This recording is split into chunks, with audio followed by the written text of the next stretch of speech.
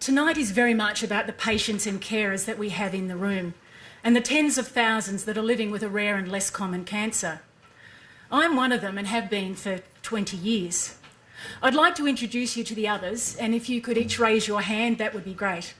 In no particular order, we have Sue Stewart. Where's Sue? Down at the back there. Sue's travelled down from Darwin specifically for tonight. She has pancreatic neuroendocrine cancer. We're delighted that Sue is being supported tonight by her stepsister Michelle and her brother-in-law Senator Eric Abetz. Renee Hinson is a young mum from Canberra who has anaplastic astrocytoma, a brain cancer. Mark Dallaston, a young dad also from Canberra who has a brain tumour. Caroline Kelly, whose husband Avner passed away in 2008 from pancreatic cancer. Ivana Tullio, who has travelled from Melbourne with her husband Paul. Ivana has a rare mucosal melanoma.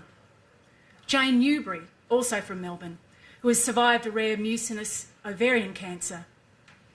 Vicky and Phoebe Cutler. Vicky's husband passed away last year from anaplastic thyroid cancer. Margaret Emery and Anna Hickey, who have travelled from Adelaide and Melbourne. Both these lovely ladies have been living with Gorlin syndrome, which is a rare nevoid basal cell cancer. Susie and Andrew Ward from Bowral.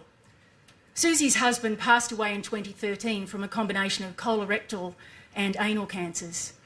And finally, Janie Wallace and Doug Smith, whose son Lachlan passed away last year from a soft tissue sarcoma, desmoplastic small round cell tumour. My story, like everyone else's in this room, is about fighting and striving for more time. I regard myself as lucky that my cancer grows slowly, so I've had time and still have. However, that's not how we started. At the age of 33 in 1991, I was sent home by my clinician with instructions to get my affairs in order and to make plans for the care of my 5-year-old son. After multiple surgeries and no other proven treatments, the medical profession had done all they could, and my life expectancy was 3 months. For reasons that no one, not even my oncologist, understands, I'm still here.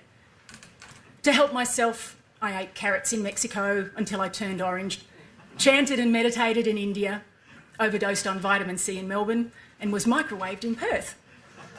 In retrospect, I suppose it was like a cancer patient's version of eat, pray, love, except that it was more like eat, pray and cook.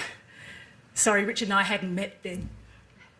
In 2006, by which time Richard and I had met, I was in extreme pain from metastatic bone tumours and surviving on a diet of Panadeine Forte, meditation and love.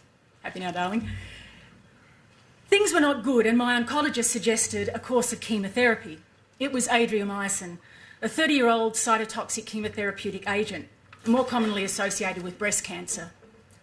According to the rules, it shouldn't have worked, but it did. After my first treatment, I went off painkillers completely and things stabilised. I have had a multitude of scans since then, and my cancer just sits in my bones, in my lungs, my liver and brain, and remains still. It's like we've called a truce. I am fortunate in that I have some more time.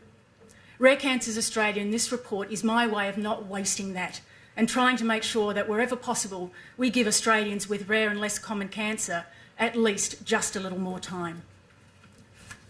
Thank you.